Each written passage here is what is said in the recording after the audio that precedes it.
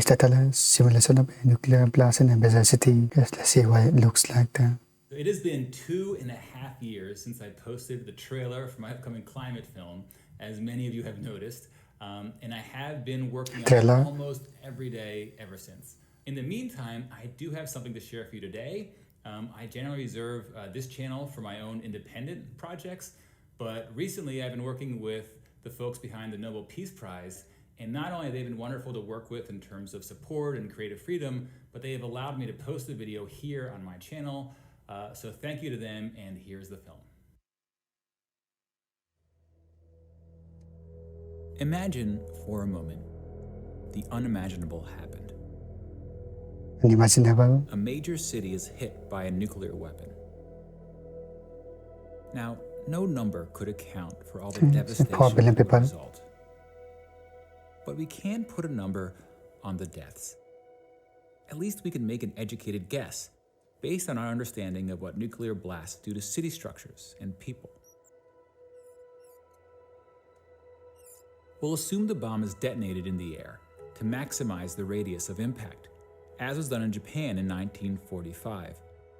But here we'll use an 800 kiloton warhead, a relatively large bomb in today's arsenals, and 100 times more powerful than the bomb dropped on Hiroshima.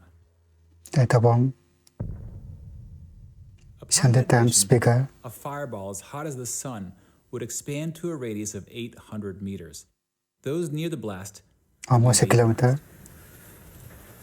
And within a 2-kilometer radius, all buildings would likely be destroyed.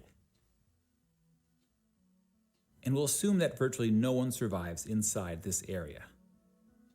20 square inches. Which, based on population data, would start the death tally at 120,000 people.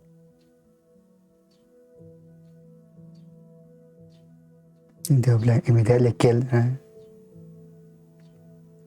As you move further away from ground zero, estimating deaths becomes more complicated. From as far away as 11 kilometers, the radiant heat from the blast would be strong enough to cause third-degree burns on exposed skin. And as you get closer to the blast, the heat becomes so intense that clothing, even skin, would ignite into flames. Yes. Imagine the skin burning. That said, most people in the city would be indoors or otherwise sheltered from direct exposure. That's true. But the very structures that offered this protection would then become a cause of injury, as debris would rip through buildings and rain down on city streets.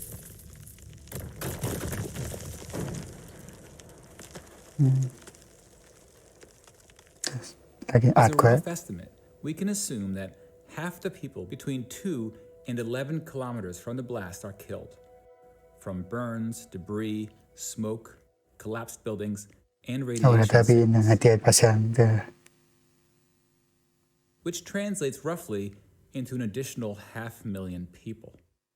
Many of these deaths will occur days, even weeks after the attack. Radiation takes about a week to cause death. Much of the dust and ash produced from the explosion will be dangerously radioactive, especially if it originated near ground zero. And the distance the particles travel will depend on the wind and other factors.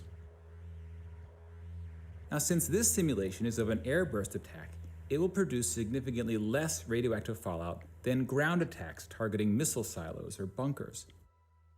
So we'll go with a relatively small number of deaths outside the 11-kilometer range.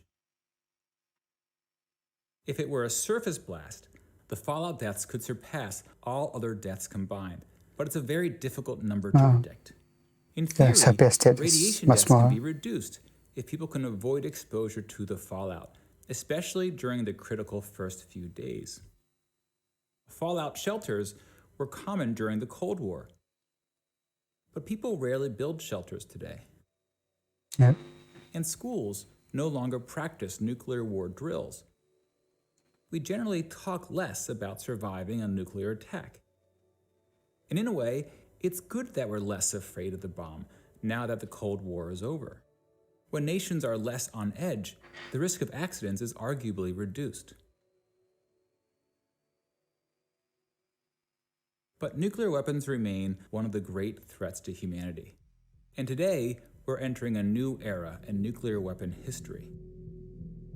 A new era. Long-standing nuclear arms treaties are being reassessed, and countries big and small face the prospect of new arms races.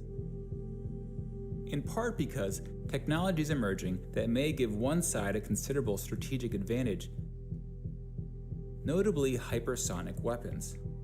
Western. Current nuclear missiles travel around the Earth at high altitudes, making them visible by radar earlier in their flight. How about the submarine nuclear one? Now, some hypersonic vehicles travel close to the Earth, through the atmosphere, at Undetectable. least 5 times the speed of sound, Yes. I think speed of sound is like giving defending 334 countries far less time to react. kilometer or something. And remember that some of the most perilous moments during the Cold War occurred when countries maneuvered to reduce their opponent's reaction time. And the less time countries have to react, the more likely an accident will occur, or a rash judgment. And then you have smaller nukes that blur the line between conventional and nuclear weapons, providing a more slippery path to nuclear escalation. Now, for ordinary citizens, nuclear weapon policy may seem like a complex, even intimidating topic. But leaders often consider public perceptions when making policy. In many countries, voter opinion is an important factor. Whether you believe nuclear weapons have made the world safer or more dangerous, both sides generally agree that the bomb brings an unparalleled risk, and that there are things we can do to reduce the risk, like minimizing how many countries get the Fewer bomb, countries. or scaling back Cold War arsenals, or about stabilizing Russia? technology races, or pledging to never be the first one to strike. Such ideas have often resulted in signed treaties, some of which have held for decades.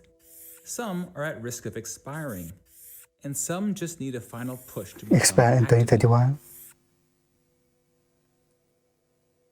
By being steadfast in these efforts and not walking away from diplomatic achievements, we can continue the work of ensuring that this nightmare simulation never becomes a reality. Yep. Okay. If you would like to learn about specific policies that could help reduce the risk of nuclear war, you can find links to resources in the video notes. Okay. It's cool. Really a really well done video. It's a very slow and very calming video.